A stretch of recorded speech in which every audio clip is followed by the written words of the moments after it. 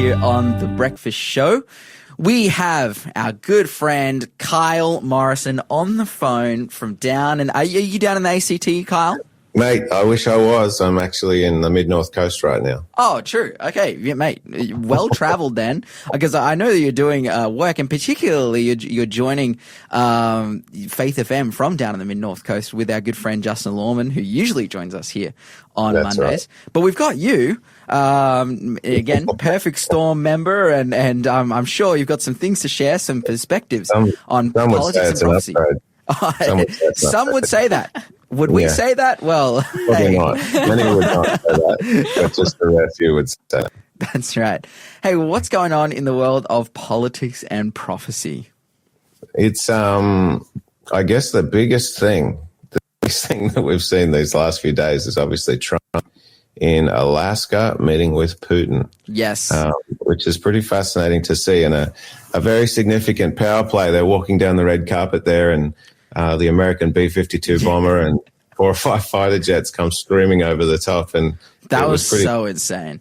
Pretty clear that Putin didn't know that was coming, because it got them all looking. And yeah, that was a bit of a flex, you would say.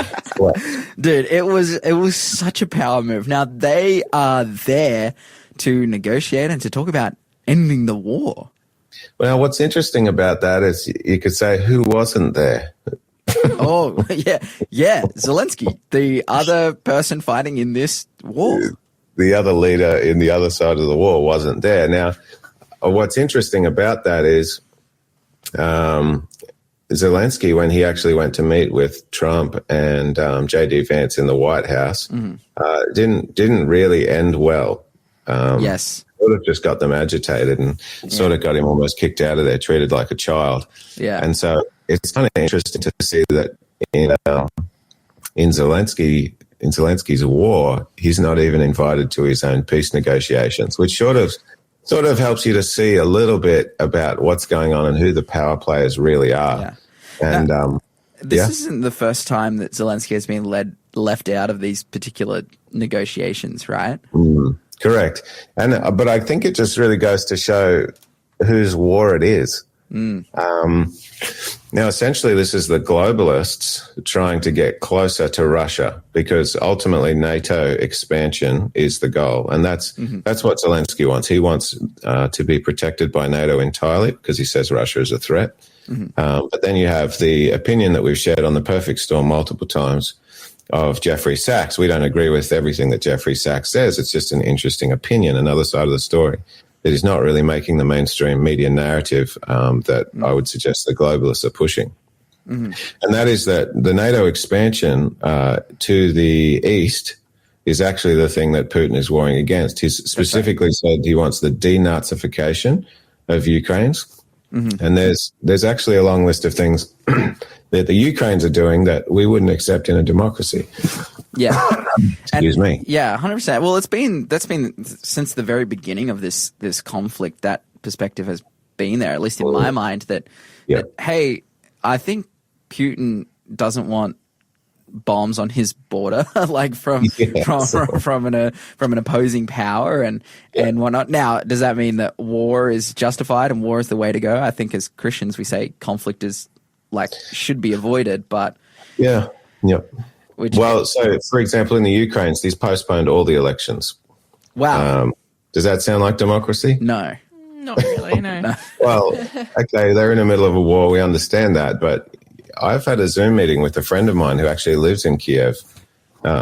They're still very much functioning. It's not like everybody's in a bunker all day. People are trying to live their lives still, and people actually have opinions still that want to be heard, but all elections have been postponed. State-controlled media. Does that sound like democracy when the state comes in and takes over all the media agencies to make sure they're all telling you the one thing? No.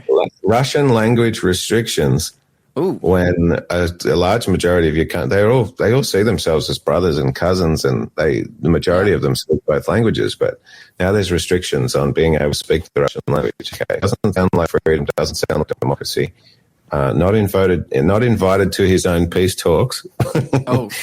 And I was looking at one commentator this morning that was suggesting that Well, Putin knows that he's just going to get angry with Zelensky and he's just going to agitate things. And Trump knows that he's probably going to get angry with him as well. So if we want to make any progress, we might have to start having discussions without him, because ultimately he is completely reliant on the American dollars. That's right. On the peace treaty from the EU, and the EU is completely bankrupt anyway. So yeah, this is basically make or break now for the globalists. They want to get a war started because they need to get the money printers going to get the economies happening again, or NATO is restricted in its expansion and maybe we'll see peace. Wow. So we have a lot of sides conflicting here and a lot of difficulties happening. And that perspective is so interesting that ultimately it's for the people that are calling for peace, from a globalist perspective and saying, oh, this is a needless war because it's ultimately, this is Russia's unjustified reaction to us also need war. That is a bad situation to be in. Yeah. And there's a lot of theories. I saw something the other day that I just want to bring up in this space. Why is there a need for war? Aren't they just trying to protect themselves? Isn't this just about people? Well, unfortunately, when there's money involved, it's never just about people. It's usually about enriching yourself. There was an example given from the Afghanistan war after the 2001 supposed terrorist attacks on the World Trade Centers. Oh, okay. Yeah. Spicy opinion, we'll just brush over it. Let's go right there. And the job was, we need to move 80,000 litres of LPG from Saudi Arabia over to Afghanistan. And so they called up and they got quotes on this. They said, it could be, anywhere from $4,000 to say $15,000 to do that job. It would take 8 truckloads. We would need to schedule 8 trucks. Well, when the military contract was put out for that job, it was won by a Western, basically war contracting company for $27.5 million. Oh, okay. That's so gross inflation. When you take it as a private job, it's around $10,000.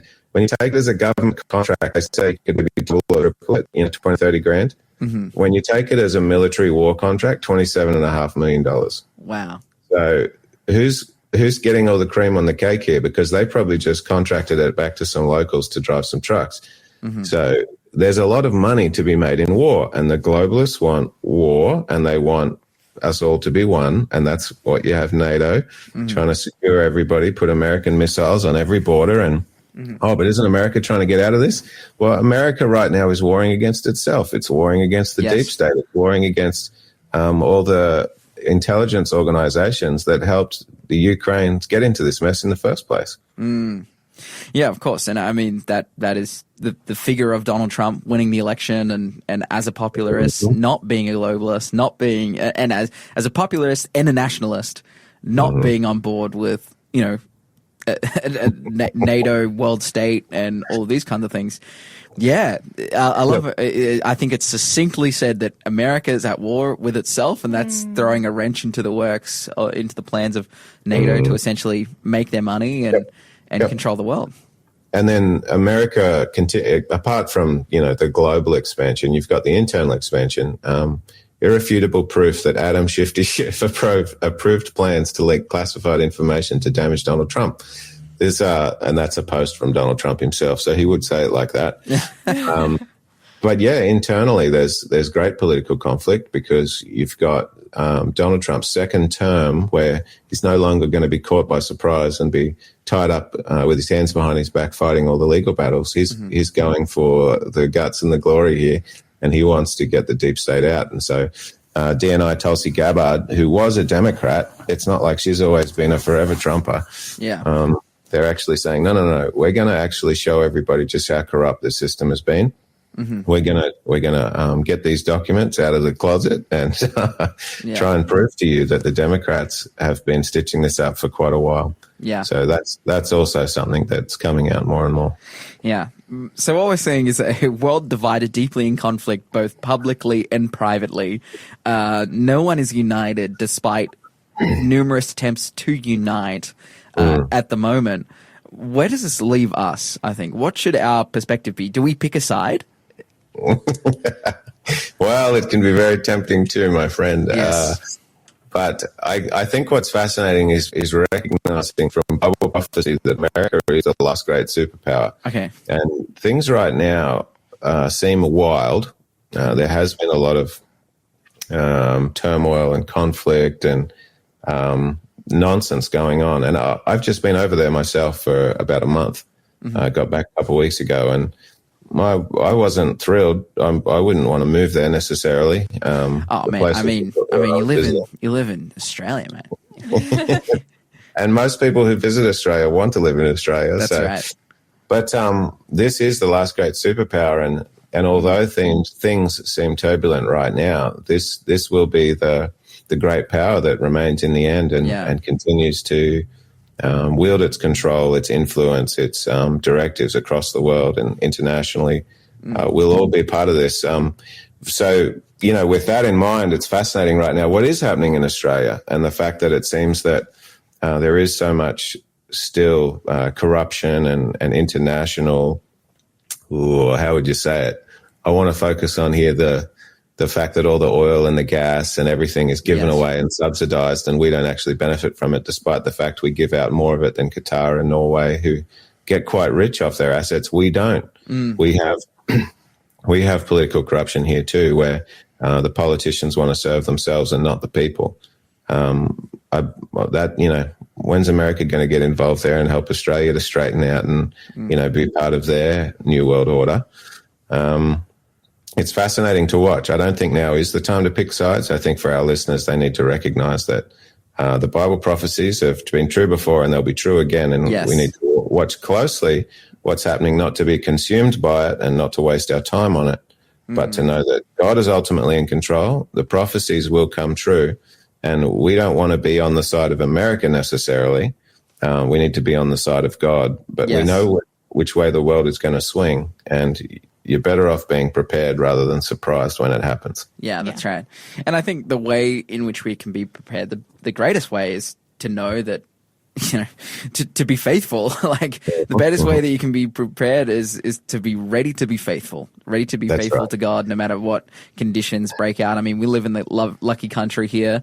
We haven't had any towns here devastated by war. I could imagine living in Kyiv or any of these places in Ukraine or Russia or whatever that have been bombed and hurt, and what kind of life you're living then, a total disruption to your life. We haven't faced that yet. I think a lot of people had a taste of it during COVID and some of the restrictions that people saw there and the difficulties that people had as a result. But yeah, ultimately we need to be prepared to be faithful.